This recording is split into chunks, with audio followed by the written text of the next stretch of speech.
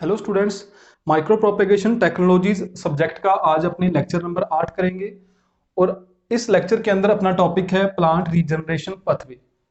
तो इसमें दो दिए हुए हैं आपने, एक तो ऑर्गेनोजेनेसिस, दूसरा सोमेटिक एम्ब्रियोजेनेसिस मतलब अंग जनन, और दूसरा है कायिक भ्रूणोद्भवन। आज इस लेक्चर में अपने पढ़ेंगे कौन सा पाथवे पढ़ेंगे, ऑर्गेनोजेनेसिस। तो सबसे पहले अपने देखते हैं कि ऑर्गेनोजेनेसिस या अंग जनन का मतलब क्या होता है। ठीक है, कि प्लांट टिश्यू कल्चर में या इनविट्रो कल्चर में ऑर्गेनोजेनेसिस या अंग जनन का मतलब क्या होता है। तो सिंपल लैंग्वेज में अपने देखें, ऑर्गेनोजेनेसिस का मतलब क्या होता है कि जब एक्स प्लांट से किसका फॉर्मेशन होता है, ऑर्गन का फॉर्मेशन होता है। ठीक है, कौन से प्रोसेस में, प्लांट टिश्यू कल्चर प्रोसेस में, या अपने बोलें कि इन विट्रो कल्चर में। प्लांट टिश्यू कल्चर के प्रोसेस में जब एक्स प्लांट से इंडिविजुअल ऑर्गन का फॉर्मेशन होता है, जैसे रूट का या शूट का, तो उस प्रोसेस को अपने क्या बोलते हैं, ऑर्गेनोजेनेसिस। ठीक है, अपने डेफिनेशन इसकी क्या लिख सकते हैं कि the formation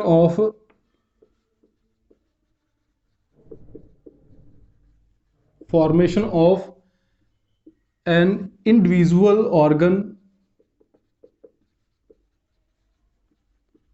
individual organ such as root and shoot from an explant। ठीक है, कि जब एक्सप्लांट से रूट एंड शूट का फॉर्मेशन होता है तो उस प्रोसेस को अपने क्या बोलते हैं, ऑर्गेनोजेनेसिस। देखिए, जो एक्सप्लांट है, इस एक्सप्लांट के अंदर कौन से टिश्यू होते हैं और ऑर्गन के अंदर कौन से टिश्यू होते हैं, अपने इस प्रोसेस को समझते हैं। अपने फर्स्ट लेक्चर के अंदर एक डेफिनेशन पढ़ी थी, वो अपने यहां पर काम आएंगी। देखो, सबसे पहले यहां पर अपने किसको कल्चर कर रहे हैं, सबसे पहले अपने यहां पे किसको कल्चर किया है, एक्सप्लांट को। अपने पास सबसे पहले क्या था, एक्सप्लांट। एक्सप्लांट के अंदर जो टिश्यू होते हैं वो किस प्रकार के होते हैं, विभेदित कोशिकाएं होती हैं। मतलब किस प्रकार की सेल्स होती हैं, डिफरेंशिएटेड सेल्स होती हैं। डिफरेंशिएटेड या विभेदित कोशिकाएं होती हैं। डिफरेंशिएटेड या विभेदित कोशिकाएं होती हैं इसमें, एक्सप्लांट में। जब अपने एक्सप्लांट को करेंगे कल्चर, एक्सप्लांट का जब अपने संवर्धन करेंगे, इसे कल्चर करेंगे, तो इसमें क्या होगी, डिवीजन। डिवीजन होने से पहले किसका फॉर्मेशन होता है, नॉर्मली सामान्य तौर पर एक्सप्लांट में जब डिवीजन होती है तो पहले किसका फॉर्मेशन होता है, कैलस का। इस कैलस में जो सेल्स होती हैं वो किस प्रकार की होती हैं, अनडिफरेंशिएटेड।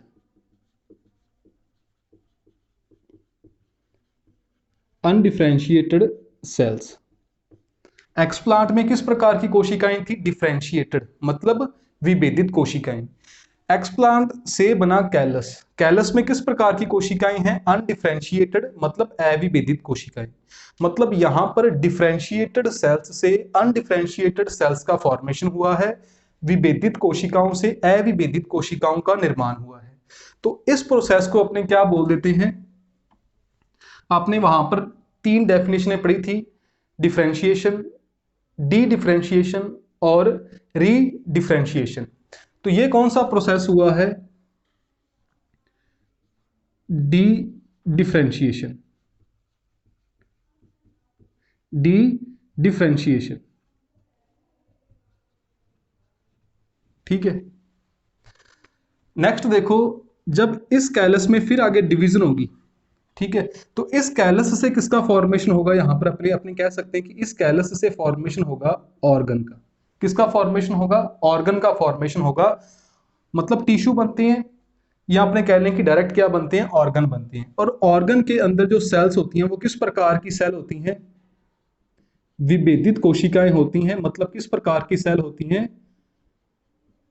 डिफरेंशिएटेड सेल्स होती हैं। ठीक है, मतलब यहां पर क्या हो रहा है, अविभेदित कोशिकाओं से वापस विभेदित कोशिकाओं का निर्माण हो रहा है। ठीक है, तो यहां पे जो प्रोसेस है बीच में, वो कौन सा प्रोसेस हो रहा है, यहां पर री डिफरेंशिएशन। ठीक है, तो ये अपने डेफिनेशन पढ़ी थी फर्स्ट लेक्चर में। अब अपने यहाँ पे वो काम आई कि नॉर्मली क्या होता है कि एक्स प्लांट को जब अपने कल्चर करते हैं तो कल्चर करने पर क्या बनता है, कैलस। एक्स प्लांट में जो सेल हैं वो है डिफरेंशिएटेड सेल्स, मतलब विभेदित कोशिकाएं। जब उसमें डिवीजन हुआ तो कैलस का फॉर्मेशन हुआ। कैलस में किस प्रकार की सेल हैं, अनडिफरेंशिएटेड मतलब अविभेदित। तो जब डिफरेंशिएटेड से अनडिफरेंशिएटेड सेल्स बन रही हैं तो मतलब प्रोसेस कौन सा है, वो डी डिफरेंशिएशन। ठीक है, मतलब विभेदन। और जब कैलस से आगे ऑर्गन बने, ठीक है, यहां अपने कह लें कि कैलस से आगे टिश्यू बना या ऑर्गन बने, तो कैलस में किस प्रकार की सेल है, अनडिफरेंशिएटेड मतलब अविभेदित, और ऑर्गन में किस प्रकार की होती हैं, डिफरेंशिएटेड। ठीक है, मतलब इसमें किस प्रकार की होती हैं, डिफरेंशिएटेड मतलब विभेदित। तो अविभेदित कोशिकाओं से विभेदित कोशिकाएं बनी हैं, तो प्रोसेस कौन सा हो गया, रीडिफरेंशिएशन या पुनः विभेदन। ठीक है, तो उसे अपने यहां पे समझना है।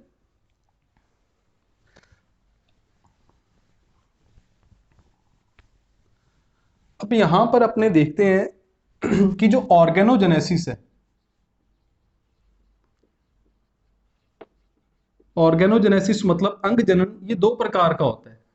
ऑर्गेनोजेनेसिस कितने प्रकार का होता है, दो प्रकार का। कौन कौन सा, एक तो डायरेक्ट ऑर्गेनोजेनेसिस, डायरेक्ट ऑर्गेनोजेनेसिस, और दूसरा होता है इनडायरेक्ट ऑर्गेनोजेनेसिस। इनडायरेक्ट ऑर्गेनोजेनेसिस, प्रत्यक्ष अंग जनन और अप्रत्यक्ष अंग जनन। तो अब अपने इसके बारे में समझते हैं कि प्रत्यक्ष अंग जनन किसे कहते हैं और अप्रत्यक्ष अंग जनन किसे कहते हैं। तो यहां पर तो अपने क्या किया था कि जो ऑर्गन बने हैं वो किससे बने हैं, नॉर्मली किससे बनते हैं, कैलस से बनते हैं। मतलब वहां पे प्रोसेस होता है डी डिफरेंशिएशन का और री डिफरेंशिएशन का। लेकिन अपने इसे दो पार्ट में डिवाइड करके पढ़ते हैं, डायरेक्ट और इनडायरेक्ट। देखो अपने पास क्या है, सबसे पहले एक प्लांट, उस प्लांट से अपने किसे अलग कर लिया, एक्स प्लांट को। एक्स प्लांट को अपने कल्चर करते हैं। एक्स प्लांट को कल्चर करने पर अपने पास दो कंडीशनें आ सकती हैं। या तो इस एक्स प्लांट से डायरेक्ट किसका फॉर्मेशन हो जाएगा, ऑर्गन का मतलब रूट का और किसका, शूट का। ठीक है, मतलब यहां पे रूट भी बन गई और शूट भी बन गई, मतलब किसका फॉर्मेशन हो गया, कंप्लीट प्लांट का फॉर्मेशन हो गया। लेकिन कई बार क्या होता है कि पहले किसका फॉर्मेशन हो जाता है, कैलस का, और इस कैलस से फिर किसका फॉर्मेशन होता है, रूट का और शूट का। ठीक है, ये जो प्रोसेस है, इस प्रोसेस को अपने क्या बोलते हैं, डायरेक्ट ऑर्गेनोजेनेसिस, प्रत्यक्ष अंग जनन। और ये जो प्रोसेस है जिसमें पहले कैलस का फॉर्मेशन हुआ है और फिर आगे रूट और शूट बनी है, उस प्रोसेस को अपने क्या बोलते हैं, इनडायरेक्ट ऑर्गेनोजेनेसिस, अप्रत्यक्ष अंग जनन। ठीक है, तो देखो सबसे पहले अपने पास क्या था, एक प्लांट था, उस प्लांट से अपने किसको अलग किया, एक्स प्लांट को। ठीक है, एक्स प्लांट से कई बार तो क्या होता है, डायरेक्ट ही रूट और फिर शूट का फॉर्मेशन हो जाता है, और कई बार क्या होता है, पहले कैलस बनता है और उस कैलस से किसका फॉर्मेशन होता है, रूट और शूट का। मतलब दोनों ही प्रोसेस में अपने पास बन क्या रहा है, प्लांट। लेकिन यहां पर तो डायरेक्ट ही एक्स प्लांट से रूट और शूट बन गई, यहां पे क्या है, पहले कैलस का फॉर्मेशन हुआ है। तो जहां पर पहले कैलस का फॉर्मेशन होता है उसे अपने बोलते हैं इनडायरेक्ट ऑर्गेनोजेनेसिस या अप्रत्यक्ष अंग जनन, और जहां पे सीधे ही रूट और शूट बन जाती हैं उसे अपने बोलते हैं डायरेक्ट ऑर्गेनोजेनेसिस। ठीक है, तो ये किस पर डिपेंड करता है, मतलब अपने किस प्रकार इंड्यूस करवाते हैं एक्स प्लांट को कि उससे डायरेक्ट ही रूट और शूट बने, या उससे पहले कैलस बनेगा और फिर रूट और शूट बनेगी, ये किस पर डिपेंड करता है, उनको अपने पढ़ते हैं। लेकिन उससे पहले अपने एक चीज और पढ़ लेते हैं।